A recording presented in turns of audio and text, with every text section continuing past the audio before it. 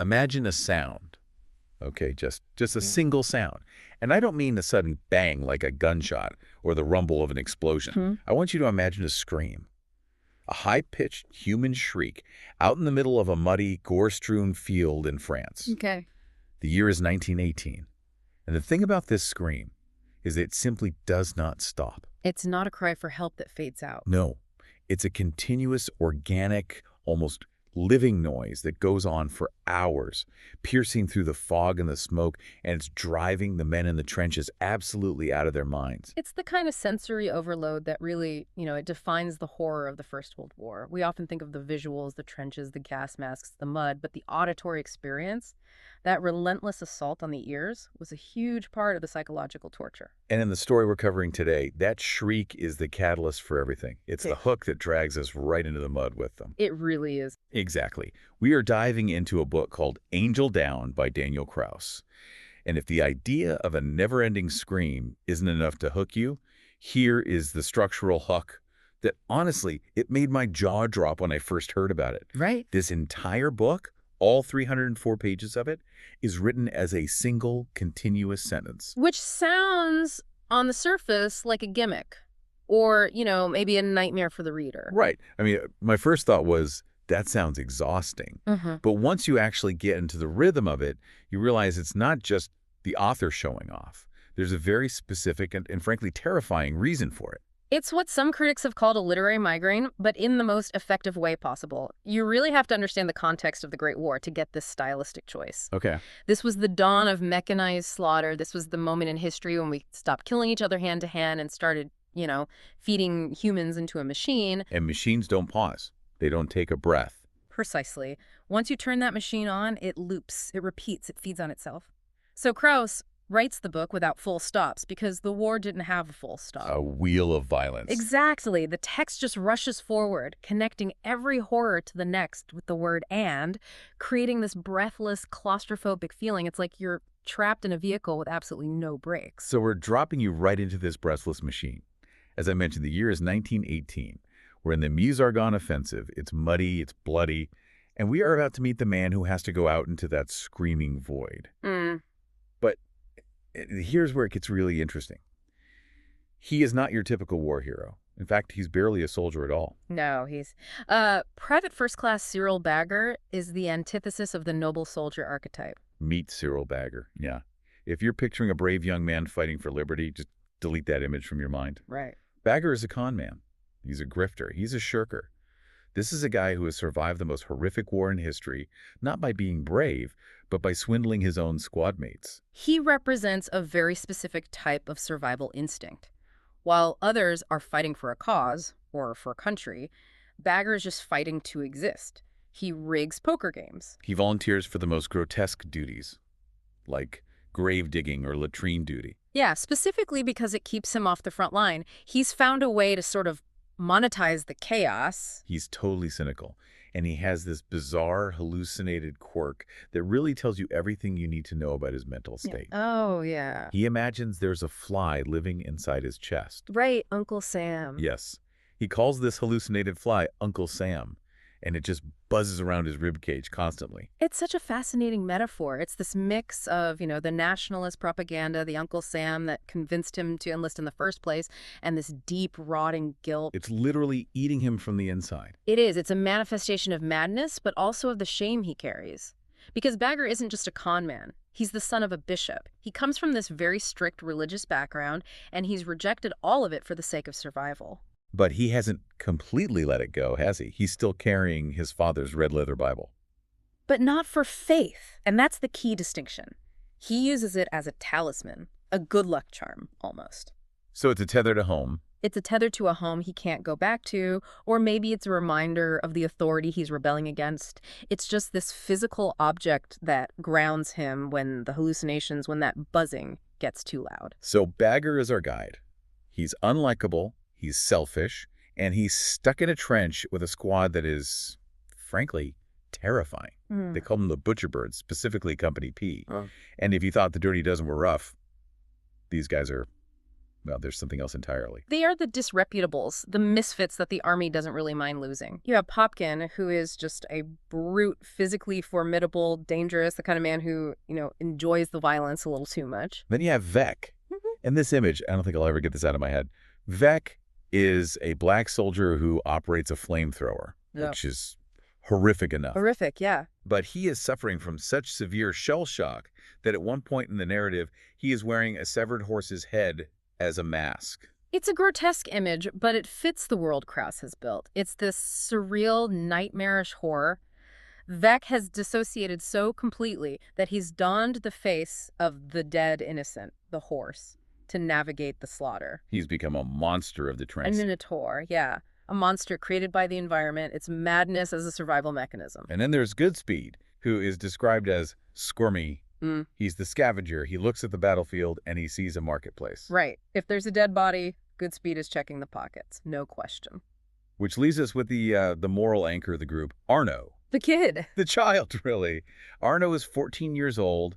He lied about his age to enlist. He's illiterate. And in this cesspool of cynicism and gore, he is pure innocence. And crucially, he idolizes Bagger. Which Bagger hates, by the way. Bagger wants absolutely nothing to do with being a role model. Because being a role model means you have something to lose.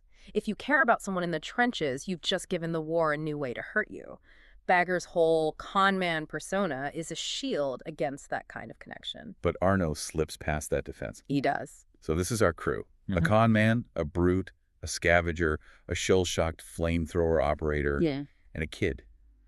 And they are summoned by Major General Leon Reis. Reis. Now, Reis is a piece of work. He's ambitious, cruel, has a withered arm. He feels like a villain from a fairy tale, almost. He represents the institutional evil of the war, the ambition that feeds on bodies to climb the ladder. And Reis gives them an order that's screaming out in no man's land, the Shrieker. Yeah. Reis decides it's demoralizing the troops. He thinks it's a dying soldier who just won't die. So he tells Bagger and his squad to go out there and euthanize it. A suicide mission to silence a sound. It's absurd, but in the logic of the war, it makes perfect sense. The machine has to run smoothly, and the screaming is jamming the gears. So they crawl out of the trenches. And let's talk about the atmosphere here for a second, because the sources describe it as just visceral horror. This isn't a movie version of war where everyone has, perfectly smudged dirt on their cheeks. This is liquid. It's the mud. It's the pelt of air, the pigeon gray smoke. That continuous sentence we talked about, it makes this whole section feel overwhelming. You're wading through the text just like they are wading through the muck. And the details are nauseating. Oh, they are. There's a mention of a stoat, a weasel-like animal hauling a human digestive system through the mud. Ugh, that is specific and awful. It's memory as infection. Kraus isn't trying to sanitize this at all. He wants you to smell it. He wants you to recoil, because that is the only way to prepare you for the contrast of what they actually find. Right, because they get to the source of the screaming, they get to the barbed wire, and it is not a soldier. No. It is a woman. She's entangled in the wire, she's wearing red and blue, and she is glowing with an impossible light. She has a halo. And she is being hit. That's the detail that just sticks with me. She is being struck by artillery fire. Bullets are whizzing past her, but she is surviving it. She is, as the title says, angel down. This is a massive metaphysical shock for these guys. I mean, Bagger is a complete cynic. He doesn't believe in miracles. But here is a woman literally glowing in the dark in the middle of a kill zone. We have to pause on the historical context here because it's so important.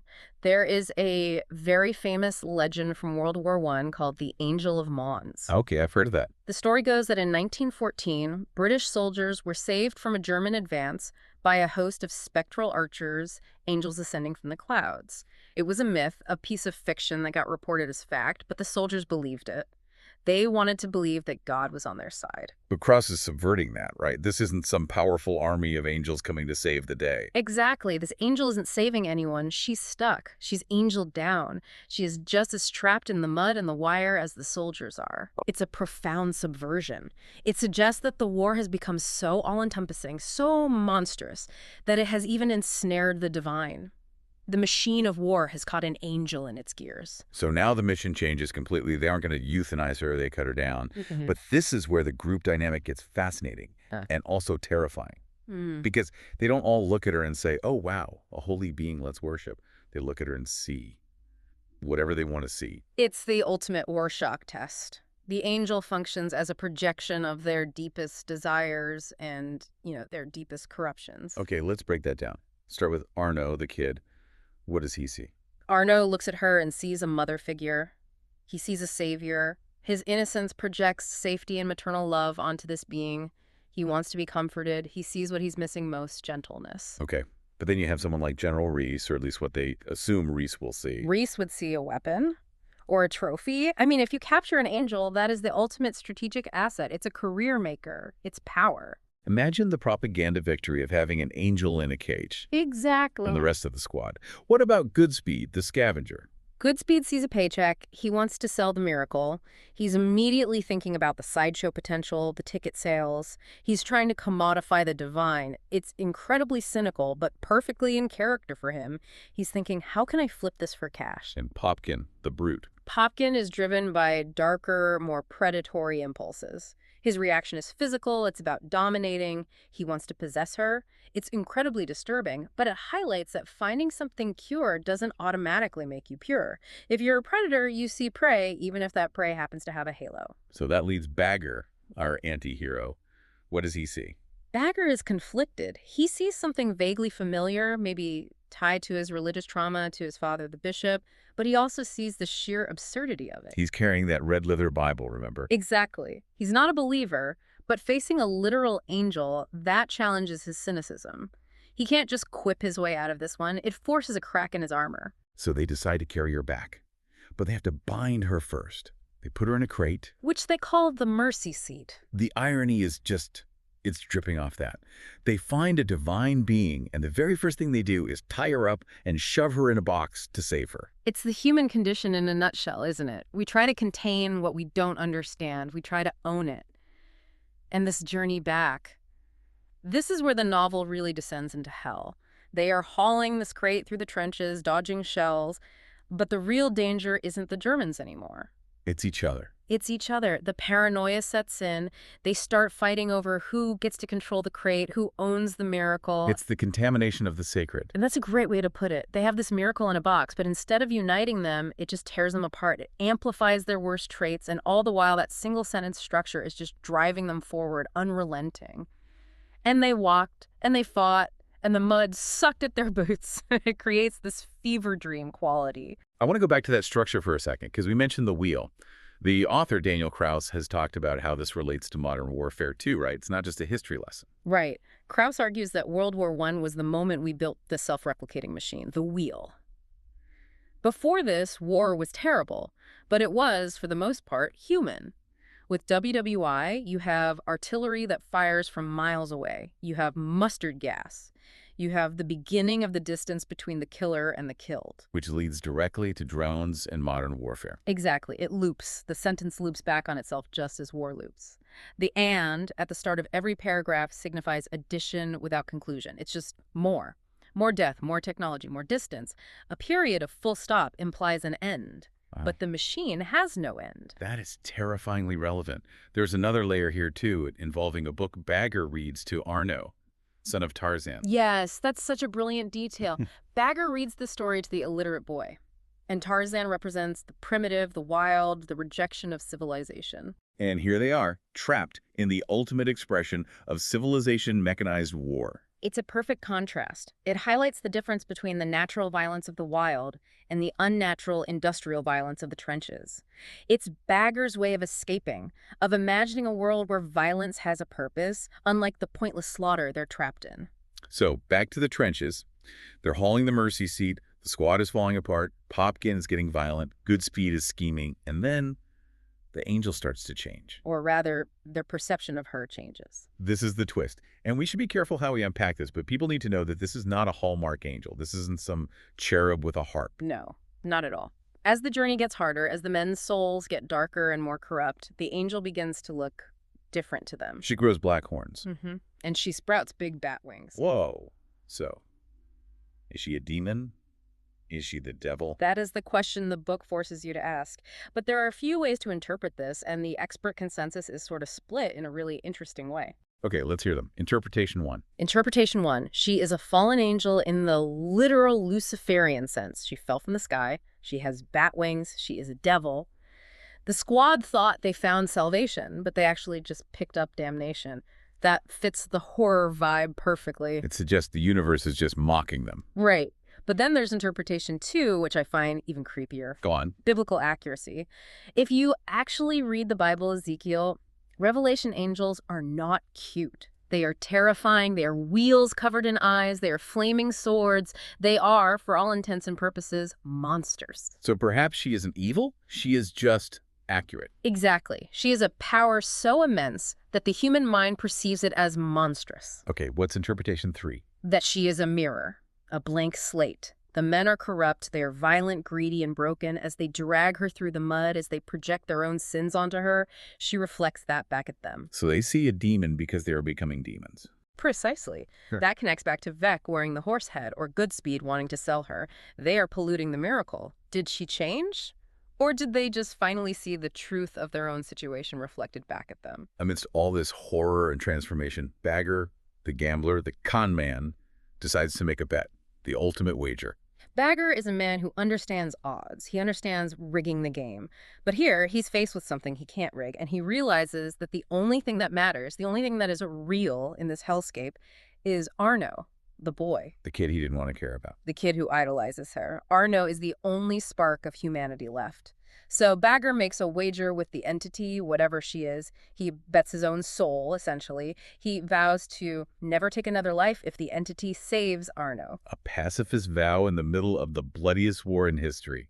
That is a high-stakes bet. It's the con man trying to con God. Or maybe, just maybe, it's the first honest thing he's ever done. He sacrifices his entire worldview, his survival-at-all-costs mentality, for someone else. So we reach the climax. The squad has torn itself apart. There's violence, there's betrayal. And the entity. She flies away, bat wings and all. She leaves them. She escapes the wheel. Or she abandons them to it. But Bagger survives. We learn that he makes it out of the war. And this is where the ending gets really philosophical and, I think, brilliant. Bagger survives, and the text tells us he becomes a better person, he cultivates relationships, he lives a good life, and he considers himself lucky. Or, you said earlier, con men don't believe in luck. Exactly. That's the paradox. Bagger knows the game is rigged. So if he considers himself lucky, is he just running the longest con of his life? Is he just faking being a good person? Or did the miracle actually work? Did he win the wager? Or maybe, just maybe, being a good person is the only way to beat the house. In a world that is a machine of death, the only way to break the wheel is to refuse to kill, to refuse to participate in the transaction of violence. So in the end, does it matter if she was an angel or a demon? I don't think so. And I think that's Kraus's point. The book suggests that God is on no one's side. The Germans probably had their own angels, or their own demons. The war renders the divine absurd. The only real salvation wasn't the woman in the wire. It was the connection between Bagger and Arno. Yes. It was the human choice to care for someone else in the middle of hell. Man. Yeah. That is heavy. It is. It's a book that leaves you with that literary migraine, just like we said at the start.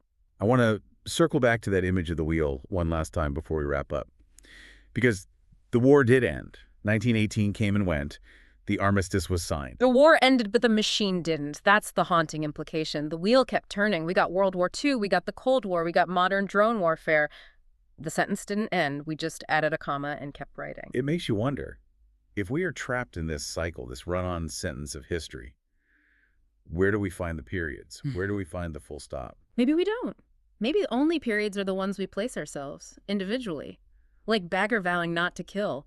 We can't stop the whole sentence, but we can choose how we punctuate our own part of it. That is a thought that is going to keep me up tonight. As it should. Well, if you are feeling brave and you have the stomach for it, Angel Down by Daniel Kraus sounds like an experience. Not just a read, but an endurance test. The breathless one. Exactly.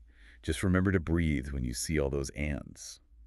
That's all for this deep dive. We'll see you in the next chapter. Or the next comma. Don't do that. See you next time.